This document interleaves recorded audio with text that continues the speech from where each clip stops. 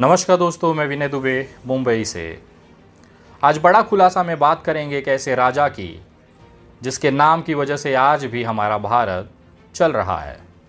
एक ऐसे योद्धा की जिसका नाम लेने समय प्रधानमंत्री भी 100 बार सोचते हैं। हिंदुत्व के बड़े बड़े चेहरे बिना इस नाम के अपनी राजनीतिक सफलता को सोच भी नहीं सकते। मैं बात कर रहा हूँ उस स्वर्णिम इतिहास के स्वर्णिम राजा की जिसे आप टीपू सुल्तान के नाम से जानते हैं। जी हाँ, ये वही टीपू सुल्तान हैं जिन्होंने अंग्रेज़ों की नींद हराम कर दी थी। केवल 15 साल की उम्र में पहली बार जंग के मैदान में उतरकर अंग्रेज़ों को मुंह की खिलाई थी और अपने जन्म के 270 साल बाद आज सन 2022 में भी ये अंग्रेज़ों के उन औलादों को फूटी आँख नहीं सुहाते जिनकी औलादों को अंग्रेज यहाँ छोड़ गए थे। व्हाट्सएप पर आपको सुबह एक मैसेज आता है कि फला राजा हिंदू विरोधी था, उन्होंने हिंदुओं को बर्बाद किया, इस्लाम फैलाने के लिए काफिरों का कत्ल किया, उनकी महिलाओं के साथ बलात्कार किया और उन्हें रखेल बना के रखा। शायद इस तरह के मैसेज को आप यकीन भी कर लेंगे क्योंकि आपको न इस तथ्यों को क्रॉस चेक करने का समय है न रुचि है। लेकिन ऐसी ही कुछ भ्रांतियाँ टीपू सुल्तान के लिए सन 1800 से फैलाई जा रही हैं। पहले जो व्हाट्सएप था वो किताबों के शक्ल में था और वो लगातार पद्धति आज तक चली आ रही है। आपने एक नाम सुना होगा, सावरकर। जी हाँ, वही सावरकर जिनको अंग्रेज़ों ने कितने ही सालों तक अंडमान के अंडा सेल में रखा। बाद में ये सावरकर ने माफ़ी मांगते हुए अंग्रेज़ों के लिए काम किया, उसके बदले में उनको महीने का मेहनताना मिलता था। ये इतिहास के पन्नों में दर्ज वो वाक़या है जिसे हर भारतीय जानता है। सावरकर एक ऐसे इतिहास के व्यक्ति हैं जिन्होंने टीपू सुल्तान के लिए हर वो लेख लिखा जहां पर उनको एक क्रूर शासक, एक हिंदू विरोधी दिखाया जा सके। उनकी एक किताब है साहा सोनेरी पाने। सावरकर ने ये किताब लिखी, उसमें एक प्रसंग का जिक्र आता है टीपू सुल्तान के लिए।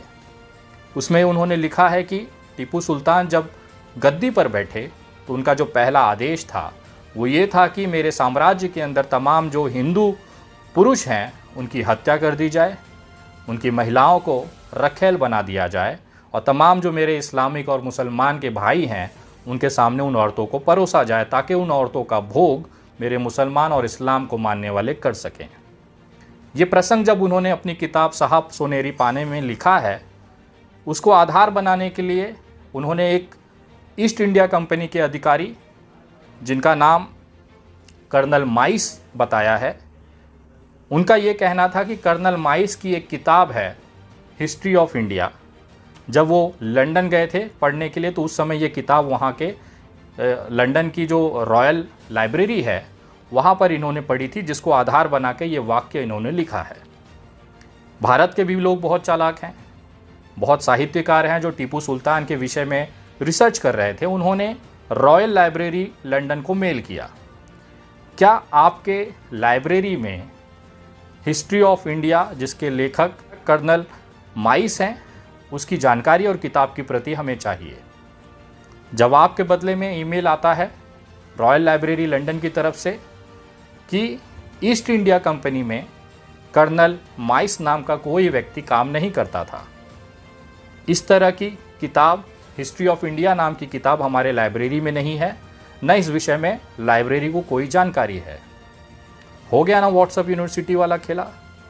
साहा सोनेरी पान में जिस अधिकारी की किताब को आधार मानकर सावरकर ने ये बात टीपू सुल्तान के लिए लिखी थी वो इंसान मौजूद ही नहीं है। न वो उस इंसान का कोई अस्तित्व है, न वो किताब का कोई अस्तित्व है। ये ठीक वैसे ही है जैसे आपको सुबह व्हाट्सएप पर मैसेज आए कि अगर ये संदेश आपने 24 लोगों को नहीं भेजा तो आपके साथ बुरा हो सकता है। इस तरह की व्हाट्सएप यूनिवर्सिटी 1800 सदी से अभी तक चली आ रही है। इसी तरह की व्हाट्सएप यूनिवर्सिटी में एक दूसरा बड़ा नाम जुड़ता है डॉक्टर नरेंद्र जाधव का, जो पूर्व कुलपति हैं पुणे विश्वविद्यालय के। जी हाँ, वही पुणे विश्वविद्यालय जो शैक्षणिक योग्यता में विश्व में एक बड़ा आयाम और मुकाम रखता है।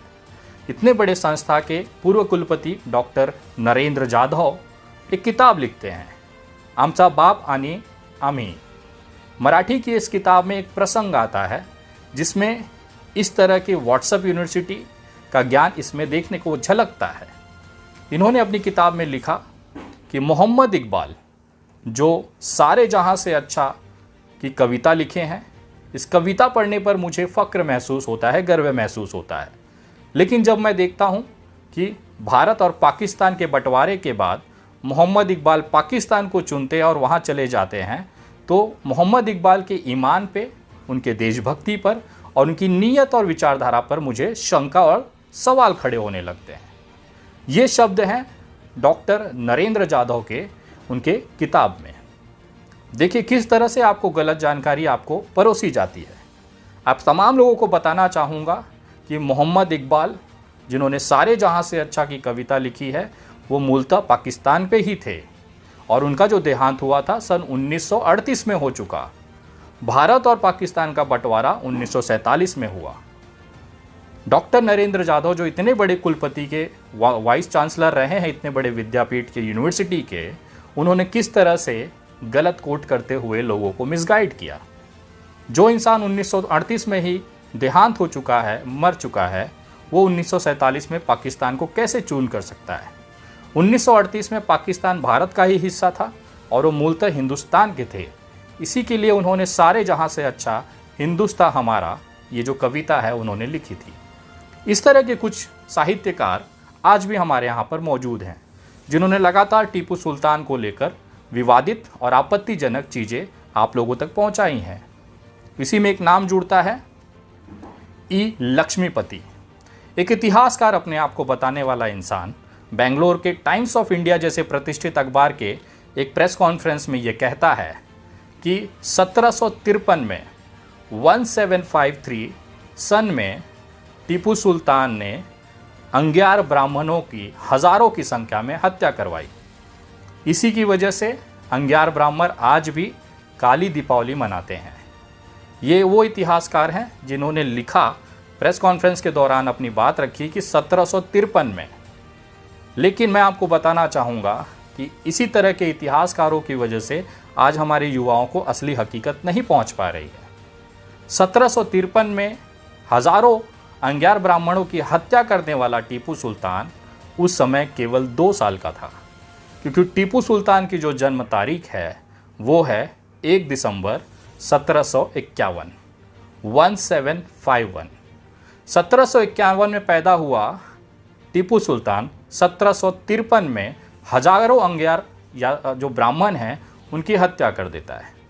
यही कुछ ऐसे विवादित पोस्ट और कोट हैं जो सोशल मीडिया पर वायरल होते रहते हैं, जिसको देखते हुए बहुत सारे यूट्यूब चैनल अपनी रोजी रोटी के लिए टीपू सुल्तान को एक आक्रांतकारी, एक विवादित और बहुत ही दुष्ट नेता के तौर पर, दुष्ट राजा के तौर पर दिखाता है। ये तो हो गया आपको टीपू सुल्तान और व्हाट्सएप यूनिवर्सिटी की गलत जानकारियों के तथ्यों के बारे में। लेकिन आपको पता है कि टीपू सुल्तान से आज की भारतीय जनता पार्टी की जो पूरी सेना है वो क्यों चिढ़ती है? क्योंकि ये वाकया शुरू हुआ था हैदर अली से। हैदर अली एक सेना के सेनापति थे। उनके कार्यों की वजह से, उनकी जो शौर्य की वजह से उनको मैसूर राज्य का सुल्तान बना दिया गया। इसी सुल्तान के घर में 1 दिसंबर 1751 को जन्म लेते हैं टीपू सुल्तान। जब अंग्रेज़ भारत में बढ़ रहे थे उस समय हैदर अली जो कि मैसूर के सुल्तान थे, उन्होंने देश के अन्य राजाओं को, जिसमें नवाब, होलकर, शिंदे, तमाम लोगों को पत्र लिखा कि हम जो आपसी जो लड़ाई लड़ रहे हैं उसे हम बाद में निपट सकते हैं, पहले हमें अंग्रेज़ों से लड़कर इनको हमारे हिंदुस्तान से बाहर फेंकना होगा। हैदर अली की इस पत्र के बाद भी किसी राजा ने इनको जवाब नहीं दिया। आखिर हैदर अली की वो शंका हकीकत में बदल गई। पुणे पेशवाई को ख़त्म करने के लिए राघोबा पेशवा अंग्रेज़ों की मदद लेकर चढ़ाई कर देते हैं पुणे पेशवाई के ऊपर। उस समय नाना फडणवीस जो कि पुणे पेशवाई के मुखिया थे, उनको ये लगने लगा कि हैदर अली ने जो बात कही थी वो हकीकत है। इसके बाद नाना फडणवीस पूरे देश के तमाम राजाओं को पत्र लिखते हैं कि हमें हैदर अली के साथ अंग्रेज़ों का मुकाबला करना चाहिए। तमाम राजा मिलते हैं, बैठते हैं, रणनीति तय करते हैं। अलग अलग विभाग, अलग अलग राज्य बांट दिए जाते हैं कि किस इलाके में कौन राजा अंग्रेज़ों से लोहा लेगा। अंग्रेज लगातार आक्रामक होते जा रहे थे। उत्तर भारत उन्होंने कब्जा कर लिया था, दक्षिण की तरफ वो बढ़ रहे थे, लेकिन दक्षिण में एक मजबूत ढाल के तौर पर हैदर अली लगातार लड़ते रहे। जब युद्ध की घोषणा होती है तो उस समय मैदान में केवल हैदर अली ही एकमात्र ऐसे शासक थे जो अंग्रेजों से लड़ रहे थे। बाकी सारे शासकों ने पीछे बैठकर इस लड़ाई को देखने में ही अपना निर्णय लिया। हैदर अली ने बिना सोचे अकेले ही मैदान में अंग्रेजों के छक्के छुड़ाए। लेकिन 6 दिसंबर 1782 को हैदर अली की पीठ में जो कैंसर का जख्म था उसने अपना रंग दिखाया और काल ने हैदर अली को अपने बाहों में समेट लिया। 6 दिसंबर 1782 को कैंसर की वजह से हैदर अली की मृत्यु हो जाती है। उसके बाद इनके बेटे यानी कि टीपू सुल्तान सत्ता पे काबिज होते हैं। 31 वर्ष की उम्र का युवा मैसूर साम्राज्य का नया सुल्तान बनता है। लगातार 1700 छोटे युद्ध लड़ने के बाद 4 बड़े युद्ध उन्होंने लड़े, जिसमें से 3 में उनको सफलता मिली और जो चौथा मैसूर का युद्ध था उसमें विश्वासघात, धोखा और गद्दारी की वजह से उनकी हत्या हो जाती है। ये वाकया है 1799 का। 4 मई 1799 का वो मनहूस दिन था जब अंग्रेज किले पर हमला करते हैं। उस समय टीपू सुल्तान अपने 2 लोगों पर बहुत ही विश्वास करते थे, जिसमें पहला नाम था मीर सादिक। मीर सादिक इनके साम्राज्य के प्रधानमंत्री हुआ करते थे, लेकिन कुछ पारिवारिक और आंतरिक मनमुटाव के कारण अंग्रेज़ों ने इन्हें खरीद लिया। मीर सादिक के अलावा एक ऐसा इंसान था जिस पे टीपू सुल्तान आंख बंद कर भरोसा करते थे। उनका नाम है पंडित पुरनैया। पंडित पुरनैया को मिसाइल की वो टेक्नोलॉजी आपको शायद बताना चाहूँगा कि इस विश्व के अंदर, भारत के अंदर टीपू सुल्तान पहले ऐसे योद्धा और राजा रहे हैं जिन्होंने इस तरह की मिसाइल्स का निर्माण कराया, क्योंकि वो बेहतर शासक के अलावा एक वैज्ञानिक भी थे, एक साहित्यकार भी थे, एक अर्थशास्त्री भी थे। बचपन से वो लगातार शिक्षा ग्रहण करते रहे, यहाँ तक कि फ्रांसीसी सेनाओं से उन्होंने ट्रेनिंग भी ली थी। इन तमाम अपनी योग्यताओं के आधार पर उन्होंने एक ऐसी मिसाइल तैयार की थी जो लंबी दूरी तक अपने शत्रुओं को घात कर सकती है।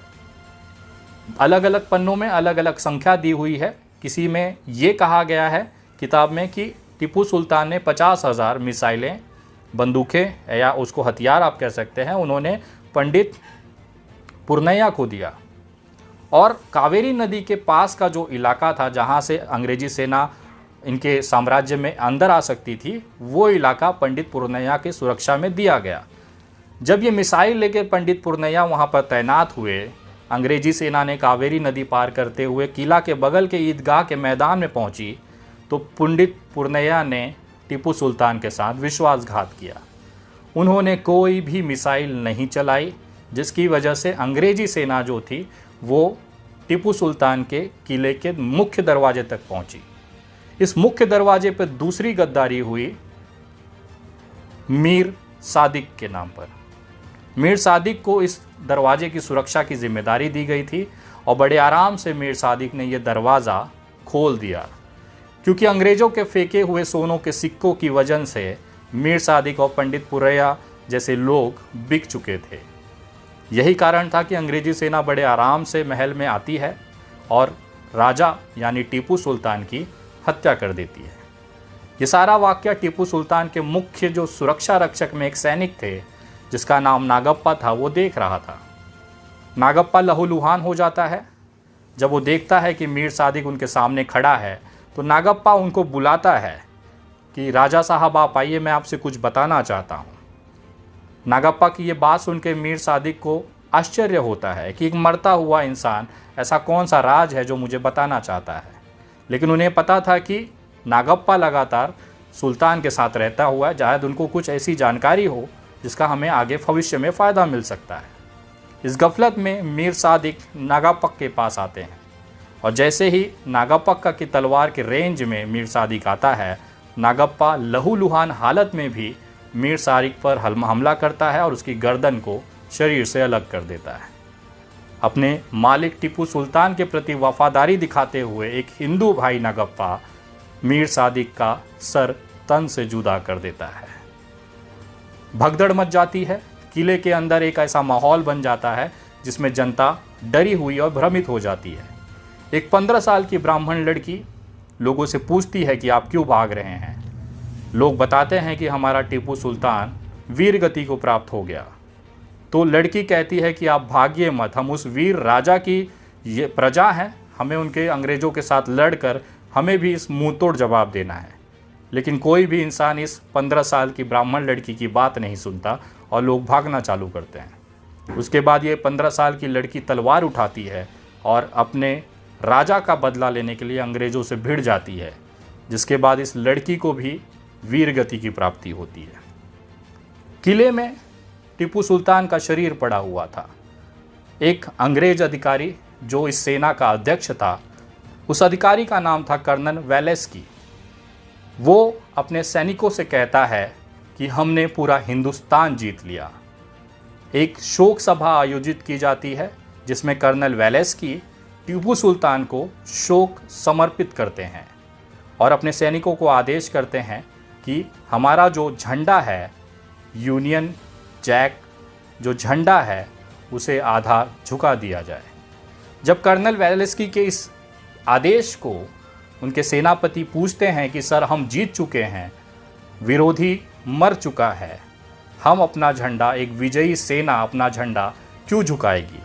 तो कर्नल वेलेस्की कहते हैं कि भले टीपू सुल्तान हमने उन्हें मार गिराया है, लेकिन जिस तरह से उन्होंने युद्ध लड़ा उससे हमें ऐसा लगता है कि हमने पूरा भारत फतेह कर लिया। तो इस योद्धा के शौर्य को देखते हुए, उसको सम्मान करते हुए ससम्मान तरीके से हम अपना जो झंडा है उसे झुकाएंगे और एक शौर्य के लिए उनको जो समर्पित है, एक सम्मान हम अंग्रेजी सेना उनको देना चाहते हैं। कर्नल वेलेस्की की ये जो प्रसंग है, ये बहुत सारे इतिहासकारों के किताबों में दर्ज है। बड़े ही सम्मान के साथ टीपू सुल्तान को उनकी अंतिम संस्कार किया जाता है और अंग्रेजी सेना उन्हें सम्मान देते हुए अपने राज्य को आगे बढ़ाती है। आपको मैं बताना चाहूँगा कि टीपू सुल्तान न केवल एक अच्छे शासक रहे हैं, बल्कि एक अच्छे साइंटिस्ट भी रहे हैं, जिन्होंने मिसाइल की टेक्नोलॉजी का खोज करके इस्तेमाल भी किया। वो एक अच्छे डॉक्टरी वैज्ञानिक भी रहे हैं, जिन्होंने अपने मेडिकल साइंसेस के लिए बहुत सारे प्रयोगशालाओं में प्रयोग किए। एक प्रसंग मुझे एक किताब में पढ़ने मिला कि अंग्रेजी डॉक्टर लंदन से टीपू सुल्तान को पत्र लिखता है कि मैं आपकी प्रयोगशाला देखना चाहता हूं। उनका स्वागत टीपू सुल्तान करते हैं। जब वो इंसान, जो डॉक्टर लंदन से मैसूर इनके प्रयोगशाला पहुंचता है, तो वो देखते हैं कि टीपू सुल्तान अपने एक सैनिक जिनकी नाक और गाल के पास एक चीरा पड़ा हुआ था, उसके चीरा भरने को लेकर सर्जरी कर रहे हैं, जिसके लिए उन्होंने सैनिक की जांघ से चमड़ा निकाला और उनके नाक पर, उनके गले पर, गर्दन पर उसे सत्यापित कर रहे हैं, जिसे हम आज के टाइम में प्लास्टिक सर्जरी कहते हैं। सोचिए टीपू सुल्तान का नॉलेज कितना बड़ा था कि 1780 के दौरान में वो प्लास्टिक सर्जरी जैसे ऑपरेशन कर रहे थे। सिर्फ यही नहीं, वो एक अच्छे साहित्यकार भी थे। अपने पूरे जीवन काल के 48 साल के जीवन में उन्होंने 48 किताबें लिखी। उनकी लाइब्रेरी में 3000 किताबों से ज़्यादा का कलेक्शन था। वीर गति प्राप्त होने के बाद अंग्रेज़ों ने वो सारी किताबों को पहले कोलकाता के सेंट विलियम फोर्ट यूनिवर्सिटी में ले गए। बाद में इन किताबों को ऑक्सफोर्ड और कैम्ब्रिज में शिफ्ट कर दिया गया। अगर आज आप गूगल करना चाहें तो टीपू सुल्तान लाइब्रेरी के नाम से लंदन के अंदर, रॉयल लाइब्रेरी के अंदर एक सेक्शन बनाया गया है, जहां पर इन 3000 किताबों को संरक्षित करके रखा गया है। सन 2022 में भी आज के युवा 270 साल पहले एक ऐसे इंसान की लिखी हुई किताबों को पढ़ रहे हैं। नेपोलियन जैसे महान योद्धा और नाविक जो रहे हैं, उन्होंने भी टीपू सुल्तान की किताबों को रेफरेंस लेके उनकी जो युद्ध कौशल है उसको समझते हुए कितने ही युद्ध जीते। ये कद है हमारे देश के महान योद्धा टीपू सुल्तान का, जिसे भारतीय जनता पार्टी, उनके आईटी सेल और आरएसएस के लोग लगातार बदनाम करते जा रहे हैं। और बदनाम करने का कारण यही है कि जब अंग्रेज़ की लड़ाई हो रही थी, देश स्वतंत्रता और आज़ादी की लड़ाई रह रहा था, तो यही आरएसएस और इनके जो लोग थे वो अंग्रेज़ों की तरफ से भारतीय लोगों पर अत्याचार कर रहे थे। आज भी वो अपने अंग्रेज़ों के प्रति वफादार हैं और यही कारण है कि आज भी इनकी जो आईटी सेल है, इनके जो लावारिस जो टुटपुड़िया सोशल मीडिया के लोग हैं, नेता हैं, वो आज भी टीपू सुल्तान के नाम से बिलबिलाने लगते हैं। अंग्रेज़ों के खाए हुए नमक की वफादारी ये आज भी इस देश में निभा रहे हैं, आज़ादी के इतने साल बाद भी। इन्होंने बहुत कोशिश की। 1883 से सावरकर की लगातार किताबों में आपको टीपू सुल्तान के बारे में गलत और भ्रामक जानकारी मिल जाएगी। आपके मोबाइल पर आने वाली हर एक टीपू सुल्तान संबंधित कोई भी अगर आप व्हाट्सएप पे मैसेज देखेंगे तो वो आपको भड़काऊ और भ्रमित करते हुए मिलेगी।